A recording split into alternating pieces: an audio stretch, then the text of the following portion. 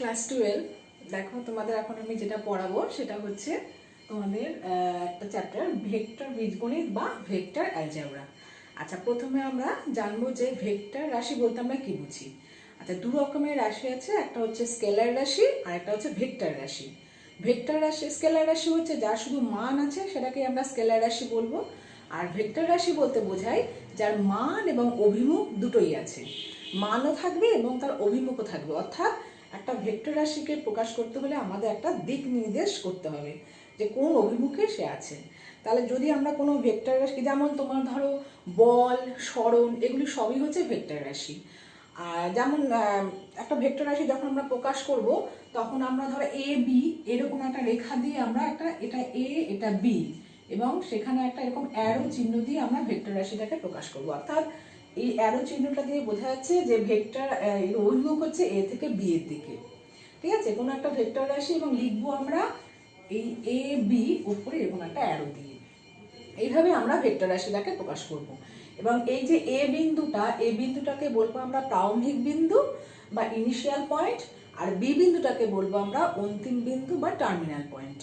তাহলে A B একটা যখন কোনো একটা ভেক্টর রাশিকে আমরা এরকম একটা রেখার দ্বারা, একটা সরলরেখার দ্বারা প্রকাশ করছি, একটা নির্দিষ্ট অভিমুখ বোঝানোর জন্য অ্যারো চিহ্ন দিচ্ছি এর অভিমুখ বা দিক বোঝানোর জন্য, এবং মানে যেখান থেকে শুরু হচ্ছে সেই প্রথম যে বিন্দুটা এ সেটাকে আমরা বলছি প্রারম্ভিক বিন্দু বা ইনিশিয়াল পয়েন্ট, আর শেষের যে বিন্দু বি সেটাকে আমরা বলছি অন্তিম বিন্দু বা টার্মিনাল পয়েন্ট। ঠিক আছে, তাহলে এবার আসি ভেক্টরের সম্বন্ধে কতগুলো সংজ্ঞায় আসি।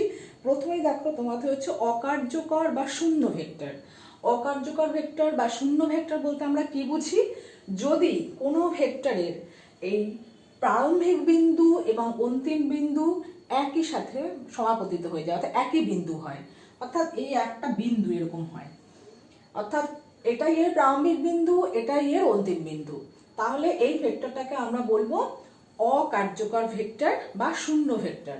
এবং আমরা লিখবো হচ্ছে এইভাবে, শূন্য দিয়ে মাথায় অ্যারো দিয়ে দেবো। ঠিক আছে, আচ্ছা, এরপর দেখো তোমাদের যেটা আছে সেটা হচ্ছে গিয়ে একক ভেক্টর। একক ভেক্টর কাকে বলছে, যে ভেক্টরের মান হচ্ছে 1। আচ্ছা, ভেক্টরের মান বলতে আমরা বুঝি, ধরো এ বি হচ্ছে একটা ভেক্টর, এই এ বি ভেক্টরের মান হচ্ছে এইভাবে মড দিয়ে আমরা, মানে vector A B mod vector A B, মানে এইটা দিয়ে আমরা ভেক্টর এ বির মান বোঝাবো। তাহলে একক ভেক্টর হচ্ছে গিয়ে যে কোনো ভেক্টরের মান যদি 1 হয় তাহলে সেটাকে আমরা বলবো একক ভেক্টর। ধরো এ আছে, এবার বলছি এই যে রেখাটা, এই রেখা এ বি দিয়ে আমরা ভেক্টরটাকে প্রকাশ করছি, আবার কখনো কখনো আমরা এটাকে স্মল লেটার এ দিয়ে এটা এইভাবে প্রকাশ করবো, অর্থাৎ এ বি ভেক্টরের নাম আমরা এটাও দিতে পারি। ঠিক আছে, তাহলে যদি আমরা একক ভেক্টর নিই, তাহলে যদি আমরা এই এ ভেক্টরের অভিমুখে একক ভেক্টর নিই তাহলে সেটাকে আমরা লিখবো এ লিখে ওপরে একটা এরকম ক্যাপ দেবো আমরা, এইটা হচ্ছে একক ভেক্টর প্রকাশ করছে। ঠিক আছে, তাহলে আরেকটা জিনিস দেখো, যদি যে কোনো একটা ভেক্টর তোমাকে এ দেওয়া আছে, এবার বললো যে এ ভেক্টরের অভিমুখে একক ভেক্টরটি বার করতে হবে, তাহলে এ ভেক্টর অভিমুখে একক ভেক্টরটি হবে হচ্ছে এই যে ভেক্টর এ বাই এ ভেক্টরের যে মান সেটা।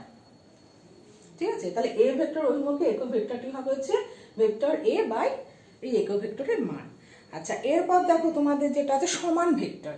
সমান ভেক্টর কাকে বলছি, যদি দুটো ভেক্টরের মান এবং অভিমুখ একই হয় তাহলে সেই ভেক্টরটাকে আমরা বলবো সমান ভেক্টর, সেই ভেক্টর দুটোকে আমরা বলবো সমান ভেক্টর। ধরো এ হচ্ছে একটা ভেক্টর, বি হচ্ছে একটা ভেক্টর, এবার এ সমান বি, অর্থাৎ দুটো ভেক্টর সমান হবে কখন, শুধু তাদের মান সমান হলেই হবে না, তাদের অভিমুখও একই দিকে হতে হবে, অর্থাৎ তাদের অভিমুখও সমান হতে হবে, তবেই তাদের আমরা সমান ভেক্টর বলবো। যেমন ছবি দিয়ে যদি আমরা বোঝাই, ধরো এইভাবে আমরা প্রকাশ করছি এ বি ভেক্টরটাকে, আবার এইভাবে ধরো আরেকটা ভেক্টর আছে সিডি। তাহলে দেখো এখানে এ বি রেখার দৈর্ঘ্য এবং সিডি রেখার দৈর্ঘ্য একই হবে, এবং এ বি এর যে অভিমুখ আর সিডি এর অভিমুখ একই, তাহলে এই ভেক্টরটাকে আমরা বলবো, এই ভেক্টর দুটোকে আমরা বলবো সমান ভেক্টর। এইটার নাম ধরো আমরা দিলাম এ, এটার নাম ধরো দিলাম আমরা বি, তাহলে এখানে হয়ে যাবে হচ্ছে এ ভেক্টর সমান বি ভেক্টর। হ্যাঁ, এরপর আছে তোমাদের ঋণাত্মক ভেক্টর বা বিপরীত ভেক্টর। ঋণাত্মক ভেক্টর বা বিপরীত ভেক্টর কাকে বলছি? যদি একটা ভেক্টর আমরা নিই তাহলে সেই ভেক্টরের বিপরীত অভিমুখে যে ভেক্টরটা সেটাকে আমরা বলছি তার ঋণাত্মক ভেক্টর বা বিপরীত ভেক্টর। অর্থাৎ এবি যে এই ভেক্টরটা নিলাম, এবি ভেক্টরের বিপরীত অভিমুখে যে ভেক্টরটা সেটাকে আমরা বলবো হচ্ছে তোমার, তবে এখানে ইএফ নাম দিলাম, এই ইএফ ভেক্টরটা হচ্ছে গিয়ে তোমার এর ঋণাত্মক ভেক্টর বা বিপরীত ভেক্টর। মানে এই ভেক্টর দুটোর মান সমান কিন্তু অভিমুখ বিপরীত, তাহলে এটাকে আমরা বলছি ঋণাত্মক ভেক্টর বা বিপরীত ভেক্টর। তার মানে এই যে এ বি যদি আমরা এই ভেক্টরটা নিই তাহলে এই ভেক্টরটাকে আমরা যদি এই অভিমুখে করি তাহলে যে বি এ ভেক্টরটা হবে, বি এ ভেক্টরটা হয়ে যাবে হচ্ছে এর ঋণাত্মক ভেক্টর বা বিপরীত ভেক্টর। তাহলে এ বি সমান হচ্ছে minus B A, A B vector A B সমান হচ্ছে মাইনাস ভেক্টর বি এ। মানে এ বি ভেক্টরের ঋণাত্মক ভেক্টর বা বিপরীত ভেক্টর হচ্ছে ভেক্টর বি এ, এবার এটাকে আমরা সমান করলে আমরা পাবো ভেক্টর এ বি সমান মাইনাস ভেক্টর বি এ। ঠিক আছে? আচ্ছা, এরপর হচ্ছে তোমার সদৃশ্য ভেক্টর ও অসদৃশ্য ভেক্টর। সদৃশ্য ভেক্টর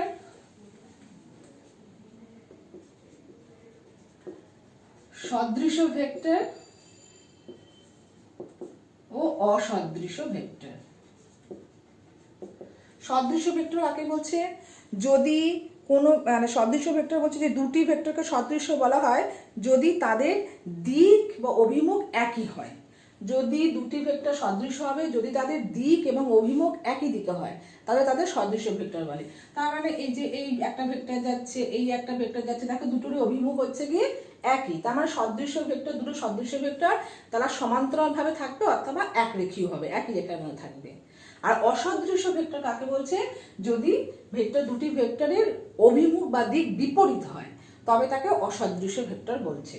তার মানে এইটা যদি এদিকে যায় তাহলে এই অভিমুখে যে বি ভেক্টরটা আসছে তাহলে সেটাকে আমরা বলবো এই দুটো ভেক্টর হচ্ছে অসদৃশ্য ভেক্টর।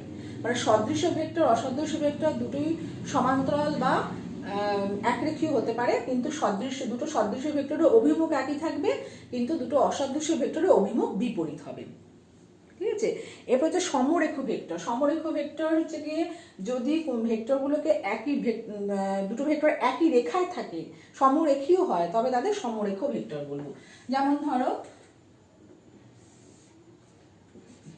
এ বি এই একটা ভেক্টর, আবার এখান থেকে ধরো সি এ নিলাম, তাহলে এ সি, তাহলে এ ভেক্টর এ বি আর ভেক্টর এ সি এই দুটো কি হয়ে গেল? সমরেখীয় ভেক্টর, অর্থাৎ তারা একই রেখার মধ্যে থাকবে। এরপর হচ্ছে গিয়ে তোমার মানে দুটো সদৃশ্য ভেক্টর এবং দুটো অসদৃশ্য ভেক্টর এটা সমরেখীয় হতে পারে, সমরেখীয় হবে। আচ্ছা, এবার সমপ্রারম্ভিক ভেক্টর। সমপ্রারম্ভিক ভেক্টর হচ্ছে গিয়ে যদি দুটি বা তার বেশি ভেক্টরের প্রারম্ভিক বিন্দু একই হয় তাহলে তাদের সমপ্রারম্ভিক ভেক্টর বলা হয়। যেমন এইভাবে দেখো, প্রারম্ভিক বিন্দু এটা ধর এ ধরলাম প্রারম্ভিক বিন্দু, এবার এ ভেক্টর দিয়ে এই যে বি ভেক্টর গেছে, আবার এখান থেকে আবার এসি ভেক্টর গেছে, তার মানে এই দুটো দেখো প্রারম্ভিক বিন্দু হচ্ছে একটাই এ, তার মানে এগুলি হচ্ছে গিয়ে সমপ্রারম্ভিক ভেক্টর। এগুলোকে আমরা কি বলবো? সমপ্রারম্ভিক ভেক্টর। আচ্ছা, এরপর হচ্ছে কি তোমার স্থানিক ভেক্টর বলতে আমরা কি বলছি? আচ্ছা, তার আগে একটা হচ্ছে সামতলিক ভেক্টর। সামতলিক বা একতলীয় ভেক্টর। সামতলিক বা একতলীয় ভেক্টর বলতে কি বুঝছি?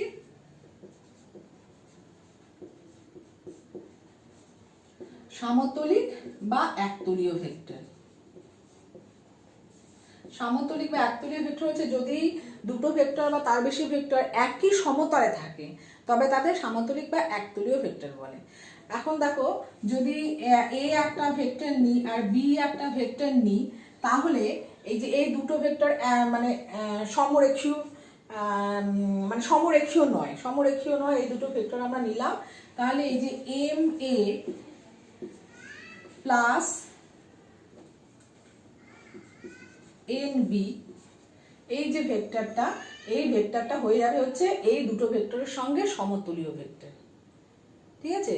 মানে এই A vector A vector B এবং vector M A plus N B N vector B, এই তিনটে ভেক্টর হয়ে যাবে সমতুল্য ভেক্টর। মানে তোমার যদি তাহলে একটা এখান থেকে একটা জিনিস আমরা পাচ্ছি, যদি তিনটি ভেক্টর সমতুল্য হয় তাহলে তাদের যে কোনো একটা ভেক্টরকে অপর দুটো ভেক্টরে এইভাবে স্কেলার গুণের আকারে, এইভাবে সামেশন আকারে, এরকম যোগ আকারে লেখা যায়। ঠিক আছে, তাহলে এখানে দেখো ধরো এই ভেক্টরটার নাম দিলাম ধরো সি ভেক্টর, তাহলে ভেক্টর সি হচ্ছে কি M A vector plus N B vector. অর্থাৎ তিনটে ভেক্টর যখন সমতলীয় বা একতলীয় হবে তখন তিনটে ভেক্টরকে আমরা এইভাবে লিখতে পারবো। ঠিক আছে, আচ্ছা এরপর হচ্ছে স্থানিক এবং মুক্ত ভেক্টর। স্থানিক ভেক্টর এবং মুক্ত ভেক্টর। স্থানিক ভেক্টর কাকে বলছে? যদি কোনো একটা ভেক্টরকে একটি নির্দিষ্ট প্রারম্ভিক বিন্দু দিয়ে আমরা প্রকাশ করি। একটা ভেক্টর দেওয়া আছে, সেটাকে একটা নির্দিষ্ট প্রারম্ভিক বিন্দু দিয়ে আমরা প্রকাশ করছি, তাহলে এই ভেক্টরটাকে আমরা বলবো স্থানিক ভেক্টর। অর্থাৎ এই ভেক্টরে এই একটা যে কোনো ভেক্টরের যদি আমরা প্যারালাল করে আরেকটা ভেক্টর আমরা নিতে পারি, মানে যে কোনো একটা ভেক্টর ধরো আমরা নিলাম ধরো সিডি, তাহলে সিডি ভেক্টরকে আমরা সরিয়ে এইভাবে এবি এখানে আমরা নিতে পারি। এর প্যারালাল ভাবে মানে সিডি ভেক্টরের অভিমুখ যেদিকে, এবি ভেক্টরের অভিমুখ সেই দিকে রেখে মানটা একই রেখে সিডি ভেক্টরটাকে আমরা এইভাবে নিতে পারি। তাহলে এই যে নির্দিষ্ট এই বিন্দুটা, এই নির্দিষ্ট এই বিন্দু দিয়ে যে ভেক্টরটা যাচ্ছে, তাহলে এই ভেক্টরটাকে আমরা বলবো স্থানিক ভেক্টর, অর্থাৎ এর অবস্থানটা স্থির। এবার হচ্ছে মুক্ত ভেক্টর কি? মুক্ত ভেক্টরের অবস্থান নিরপেক্ষ, অর্থাৎ এ যে এদিক ওদিক যাতায়াত মানে নড়াচড়া করতে পারে, এর শুধু মানটাই স্থির থাকবে কিন্তু অবস্থান নিরপেক্ষ, মানে অবস্থান সে এদিক ওদিক মানে তার অভিমুখ এক রেখে সে এদিক ওদিক সরতে পারবে। ঠিক আছে, সেটা হচ্ছে মুক্ত ভেক্টর। আচ্ছা এরপর দেখো, এরপর যেটা আছে তোমাদের ভেক্টরের যোগ বা বিয়োগ। ভেক্টরের যোগ, ভেক্টর যোগের একটা সূত্র আছে।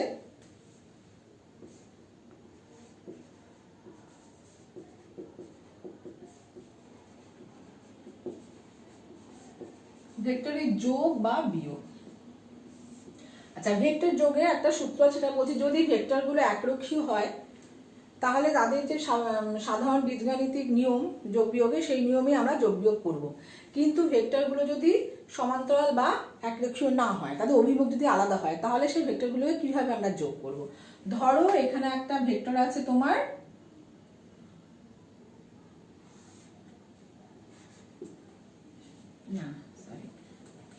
এখানে তোমার একটা ভেক্টর নিলাম, ধরো এ বি একটা ভেক্টর নিলাম। ঠিক আছে, আর আরেকটা ভেক্টর আমরা নিলাম হচ্ছে এখানে সিডি আরেকটা ভেক্টর নিলাম। তাহলে A B vector R CD ভেক্টরকে আমাদের যোগ করতে হবে। তাহলে কি করে যোগ করব? প্রথমে আমাদের কি করতে হবে, এই সিডি ভেক্টরটাকে সরিয়ে এই সি যে প্রারম্ভিক বিন্দুটা এই এ বি ভেক্টরের যে অন্তিম বিন্দু তার সঙ্গে মিশিয়ে নিতে হবে।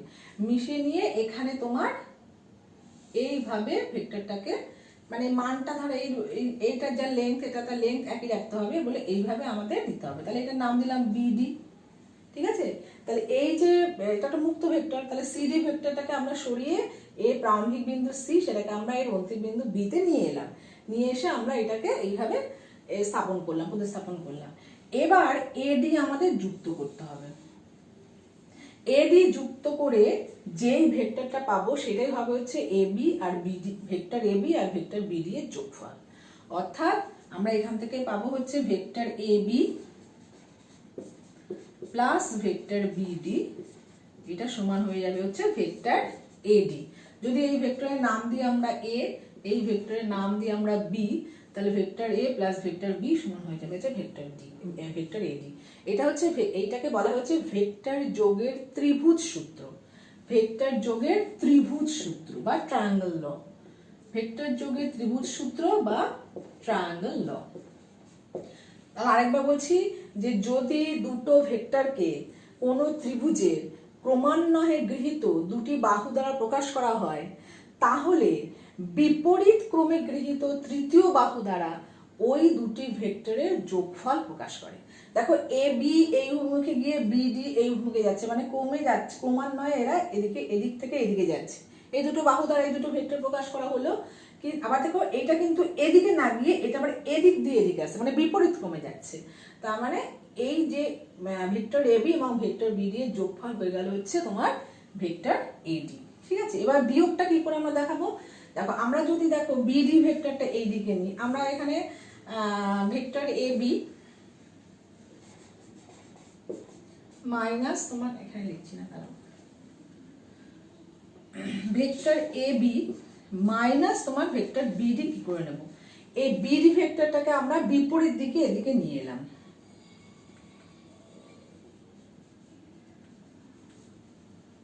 বিডি ভেক্টরটাকে আমরা বিপরীত দিকে এদিকে নিয়ে এলাম। তারপর বিডি এর বিই নাম দিলাম। তাহলে এই যে ভেক্টরটা, এই ভেক্টর বিই, এটা হয়ে গেল মাইনাস ভেক্টর বিডি। তাহলে এই ভেক্টরটা এদিকে এসে আবার এদিকে এলো, আর তখন এটাকে এটা যোগ করে দিলাম, যোগ করে নিয়ে এদিকে নিলাম। তা আমরা দেখো এখানে vector AB plus vector BE কি হবে? Vector AB plus vector BE সমান হয়ে যাবে এটা ভেক্টর এই। কিন্তু ভেক্টর বিই মানে হচ্ছে মাইনাস ভেক্টর বিডি, তার মানে এটা ইমপ্লাই করছে যে vector AB minus vector BD সমান ভেক্টর এই। আমরা যদি আমরা এবি আর বিডি এই দুটো ভেক্টর যদি আমরা মাইনাস করি তাহলে আমরা পাবো ভেক্টর এই।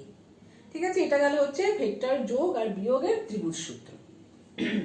আচ্ছা, এরপর যেটায় আসবো আমরা, দেখো এরপর হচ্ছে এই ভেক্টর যোগটা হচ্ছে বিনিময় সূত্র মেনে চলে, অর্থাৎ কমিউটেটিভ ল হোল্ড করে। মানে যদি দুটো ভেক্টর এ আর বি হয় তাহলে আমরা পাবো মানে বিনিময় সূত্র মেনে চলে। তাহলে এটা হবে হচ্ছে vector A plus vector B সমান হয়ে যাবে হচ্ছে ভেক্টর বি প্লাস ভেক্টর এ। এটা প্রমাণটা দেখো, প্রমাণটাও সহজ। প্রমাণটা কি করে আসছে? প্রমাণটা দেখো, যদি আমরা এইভাবে ভেক্টর এ আর ভেক্টর বি নিই, ধরো এটা হচ্ছে ভেক্টর এ আর এটা হচ্ছে কি তোমার ভেক্টর বি, এটা হচ্ছে এ বি, এটা সি নাম দিলাম। তাহলে এখান থেকে আমরা কি পেলাম? এখান থেকে আমরা পেলাম হচ্ছে ভেক্টর এ সি, এটা যোগটা বোঝাবে। এবার আমরা কি করলাম, ধরো বিডি, আচ্ছা ছবিটা যদি এইভাবে না নিয়ে আমরা যদি, আচ্ছা ঠিক আছে এইভাবে নিলে হবে। আচ্ছা তাহলে এইটা হচ্ছে বিসি। এবার আমরা এই যে এবি আর বিসি এটাকে নিয়ে আমরা একটা সামান্তরিকটা, আমরা একটা যে প্যারালালোগ্রাম সেটা কমপ্লিট করলাম।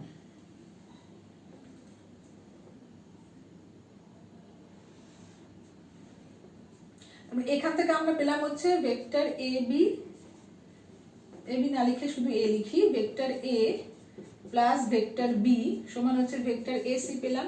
এবার যদি এটা আমরা সামান্তরিকটা কমপ্লিট করি তাহলে এই দেখো এই যে এ বি সি, এটা ডি নাম দিলাম, তাহলে এইটাও হয়ে যাবে ভেক্টর বি, যেহেতু সামান্তরিকে বিপরীত বাহু পরস্পর সমান এবং সমান্তরাল, আর এইটা হয়ে যাবে হচ্ছে ভেক্টর এ। তাহলে এবার যদি আমরা এই ত্রিভুজ এ সি ডি নিই, তাহলে ত্রিভুজ এ সি ডি নিয়ে দেখো vector B plus vector A সমান হয়ে যাবে vector C, vector B plus vector A সমান হয়ে যাবে ভেক্টর এ সি। তাহলে এই ত্রিভুজটা নিলে পরে আমরা দেখলাম এই vector A plus vector B সমান ভেক্টর এ সি হলো। আবার যখন আমরা এই ত্রিভুজটা নিচ্ছি তখন দেখলাম আমার vector B plus vector A সমান ভেক্টর এ সি হলো। তার মানে দুটো ক্ষেত্রেই আমরা ভেক্টর এ সি দিয়ে পেলাম। তার মানে এখান থেকে পেলাম vector A plus vector B সমান ভেক্টর বি প্লাস ভেক্টর এ। তার মানে এই ভেক্টরের যোগ যেটা সেটা বিনিময় সূত্র মেনে চলে বা কমিউটেটিভ ল হোল্ড করে। এবার হচ্ছে সংযোগ সূত্র মেনে চলে। এরা সংযোগ সূত্র মেনে চলে। সংযোগ সূত্র দেখো কিভাবে, যদি তিনটে ভেক্টর এ বি সি নিই তাহলে vector A plus vector B plus vector C এটা সমান হবে হচ্ছে তোমার vector A plus vector B plus vector C. কি হবে এই প্রমাণটা দেখো, ধরো এটা হচ্ছে ভেক্টর নিলাম এ বি, এটা নিলাম হচ্ছে ভেক্টর এ আর এটা নিলাম হচ্ছে তোমার ভেক্টর বি, আর এই দিকে নিলাম হচ্ছে তোমার ভেক্টর সি। ঠিক আছে, তাহলে vector A plus vector B মানে এইটা হয়ে যাবে ভেক্টর এ সি। ঠিক আছে, আর vector B plus vector C হয়ে যাবে হচ্ছে তোমার এই ভেক্টরটা, সরি দাগটা ঠিক মতো না,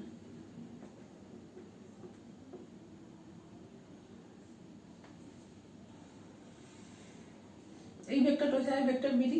তারপরে এখান থেকে আমরা কি পেলাম যে vector A plus vector B সমান হয়ে গেল ভেক্টর এসি, আর এই দুটো থেকে পেলাম হচ্ছে vector B plus vector C সমান হয়ে গেল ভেক্টর বিডি। ঠিক আছে। আচ্ছা এরপর দেখো যদি আমরা এই দুটো থেকে আবার এই দুটো যোগের সঙ্গে আবার এইটা নিই, তাহলে আমরা এই একটা যোগ করে দিই ভেক্টর এ দিই, তাহলে এই এসি ভেক্টর, তাহলে এই যদি এই ত্রিভুজটা নিই এসিডি, ত্রিভুজ এসিডি যদি নিই তাহলে এখান থেকে আমরা পাবো vector AC plus vector CD সমান তোমার হয়ে যাবে ভেক্টর এডি। তাহলে ভেক্টর এসি মানে হচ্ছে vector A plus vector B, আর ভেক্টর সিডি মানে হচ্ছে ভেক্টর সি, এটা সমান হয়ে গেল ভেক্টর এডি। এবার দেখো vector B plus vector C হচ্ছে ভেক্টর বিডি। এবার যদি আমরা এই ত্রিভুজটা নিই তাহলে vector A plus vector A B plus vector BD সমান ভেক্টর এডি হয়ে যাচ্ছে। এখান থেকে আমরা কি পাচ্ছি, এখান থেকে আমরা পাচ্ছি ভেক্টর এ বি প্লাস ঠিক আছে হ্যাঁ vector A B plus vector BD, এটা সমান হয়ে যাচ্ছে তোমার ভেক্টর এডি। এবার এবি মানে হচ্ছে এখানে দেখো এবি মানে হচ্ছে ভেক্টর এ, আর বিডি মানে হচ্ছে বিডি ভেক্টরটা কি পেয়েছিলাম আমরা vector B plus vector C, তাহলে vector B plus vector C, তাহলে এই দুটো মিলে হয়ে যাচ্ছে ভেক্টর এডি। তাহলে এখান থেকে দেখো vector A plus vector B plus vector সিও আমরা পাচ্ছি ভেক্টর এডি, আর এখান থেকে দেখো vector A plus vector B plus vector সিও পাচ্ছি আমরা এডি। তার মানে এই দুটো সমান হয়ে গেল, অর্থাৎ সংযোগ সূত্র বা অ্যাসোসিয়েটিভ ল হোল্ড করছে, অর্থাৎ মেনে চলছে। তার মানে vector A plus vector B plus vector C সমান vector A plus vector B plus vector C. ঠিক আছে। আচ্ছা এরপর যেটা আসবো দেখো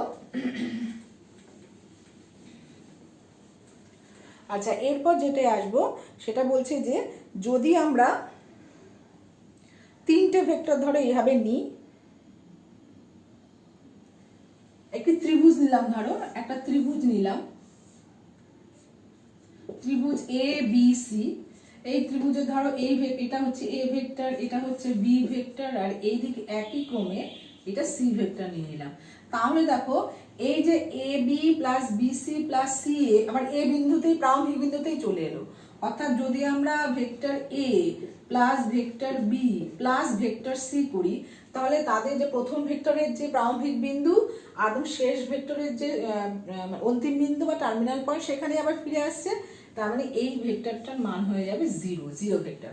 অর্থাৎ যদি কোনো তিনটে ভেক্টর দিয়ে ত্রিভুজের তিনটে বাহুকে প্রকাশ করা হয় এবং সেই ত্রিভুজের তিনটে বাহুকে ক্রমান্বয়ে একই ক্রমে নেওয়া হয় তাহলে সেই ভেক্টর তিনটির যোগফল হয় হচ্ছে 0। ঠিক আছে। এরপর হচ্ছে অবস্থান ভেক্টর বা তোমার পজিশন ভেক্টর। অবস্থান ভেক্টর বা পজিশন ভেক্টর বলতে আমরা কি বুঝি, যদি একটা নির্দিষ্ট বিন্দু আমরা ও নিই, এবার তাহলে যে ওপি মানে পি এখানে একটা বিন্দু নিলাম, তাহলে এই যে ওপি যে ভেক্টরটা এটা ও নিলাম, ওপি যে ভেক্টরটা সে ওপি ভেক্টরটাকে বলা হচ্ছে ও বিন্দুর সাপেক্ষে পি বিন্দুর অবস্থান ভেক্টর, পি এর অবস্থান ভেক্টর, ও বিন্দুর সাপেক্ষে পি এর অবস্থান ভেক্টর। ঠিক আছে। আচ্ছা তাহলে এই যে এই ওটাকে বলা হচ্ছে এটা ওটা প্রারম্ভিক বিন্দু, এই ওটাকে বলা হচ্ছে নির্দেশতন্ত্রের মূল বিন্দু, অর্থাৎ এই যে নির্দিষ্ট বিন্দুটা নেওয়া হয়েছে এই নির্দিষ্ট বিন্দু থেকে তোমার এই যে ওপি পর্যন্ত যে রেখাটা নেওয়া হয়েছে সেই ওপি দিয়ে তো পি ভেক্টর পি বিন্দুর অবস্থান ভেক্টর বোঝাচ্ছে, তাহলে এই ওপি ভেক্টরটা সেটা হচ্ছে গিয়ে পি বিন্দুর অবস্থান ভেক্টর বোঝানো হচ্ছে। ওটা হচ্ছে গিয়ে এই নির্দেশতন্ত্র মানে যে নির্দেশতন্ত্রটা সাপেক্ষে কোনো একটা বিন্দুর অবস্থান ভেক্টর বোঝানো হয় সেই নির্দেশতন্ত্রের তোমার মূল বিন্দু, বা এটাকে আমরা বলছি হ্যাঁ মূল বিন্দুই বলা হয়, নির্দেশতন্ত্রের মূল বিন্দু বলা হয়। আচ্ছা এবার ধরো আরেকটা ভেক্টর আমরা নিলাম, হচ্ছে ধরো এখানে কিউ আরেকটা ভেক্টর বিন্দু নিলাম, তো এখানে ও কিউ টানলাম, তাহলে ও কিউ হয়ে গেল হচ্ছে আরেকটা ভেক্টর। তাহলে ও কিউ হচ্ছে কি কিউ বিন্দুর ও বিন্দুর সাপেক্ষে কিউ বিন্দুর অবস্থান ভেক্টর। তাহলে আমরা এখানে পি কিউ নিলাম। এবার দেখো এই যে O P Q P Q একটা ভেক্টর হয়ে গেল, তাহলে ও পি কিউ একটা ত্রিভুজ হয়ে গেল। ত্রিভুজের যে ভেক্টর যোগে যে ত্রিভুজ সূত্র, সেখান থেকে আমরা কি পাচ্ছি, সেখান থেকে আমরা পাচ্ছি দেখো vector O P plus vector P Q, এটা সমান হয়ে গেল ভেক্টর ও কিউ।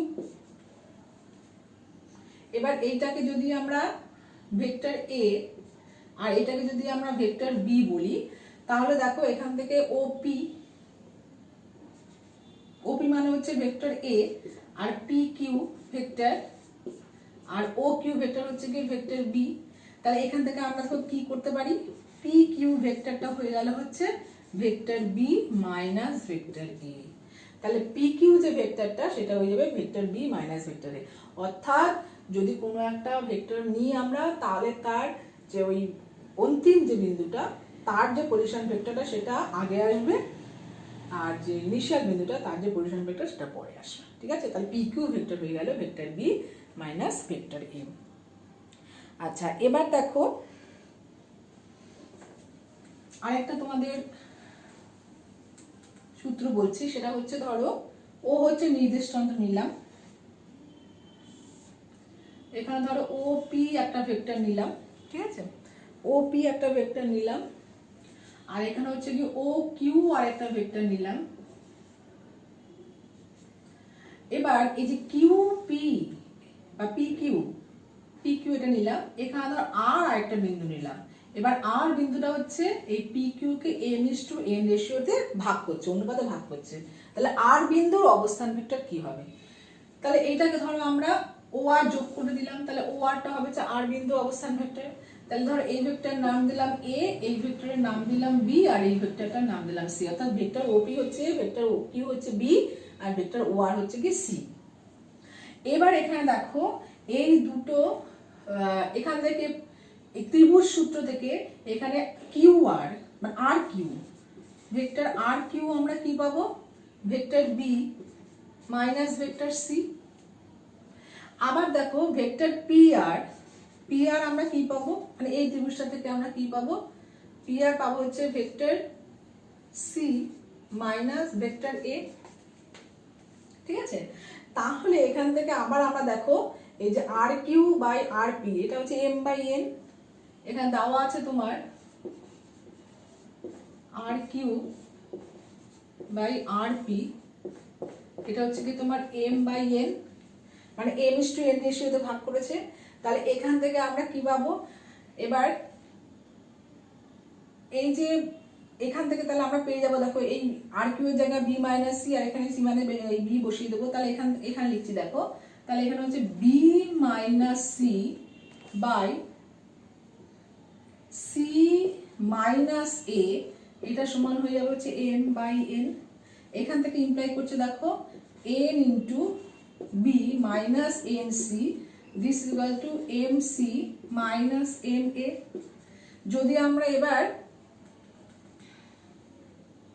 এটা কি ছিল, ও বিন্দু ছিল।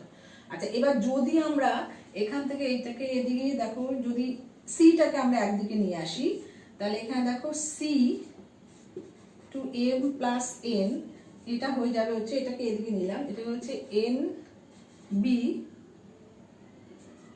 মাইনাস এম এ,